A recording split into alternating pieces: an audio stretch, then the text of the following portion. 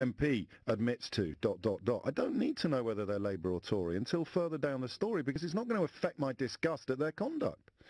Everything now is tribal and binary. Absolutely everything, even rape allegations, diminish or increase according to the party position of the accused. And that, of course, comes to its natural apotheosis in the coverage of the grooming gangs in Rotherham. The notion that somehow child abuse is more egregious when it's committed by a brown person than it is when it's committed by a white person. There's a word for that. You don't need me to remind you what it is. Just look at who's in charge of America. He is one. And then we come back to Britain, where we have voted to undertake Brexit, and in large part at the behest of non-domiciled billionaires like Michael Ashcroft, and the two brothers that own the Daily Telegraph, who have their own Channel Island. They also own the Ritz, and they bankroll people to go out and blather about the elites. Is there anything more indicative of a completely broken system than the men who own the Ritz bankrolling a blowhard like Farage to moan about the elites? It's incredible.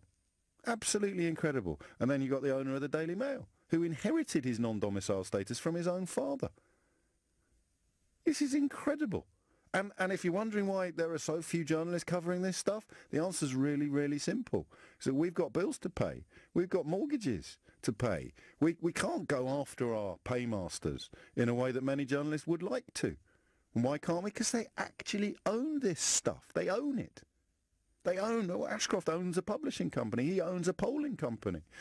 Rothermere owns a newspaper. The Barclay brothers own the Daily Telegraph. Rupert Murdoch, who changed citizenship, such is his proper understanding of patriotic loyalty, he changed citizenship so he could buy up businesses in America. That's how loyal he is to his Australian roots, never mind how loyal he is to the British roots that his well-paid pundits get paid to tell us we should care about.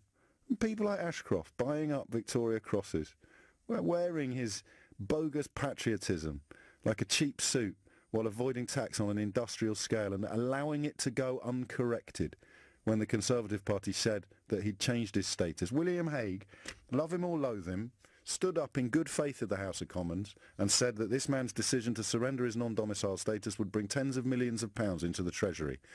And yet he never did it. And he thought he got away with it.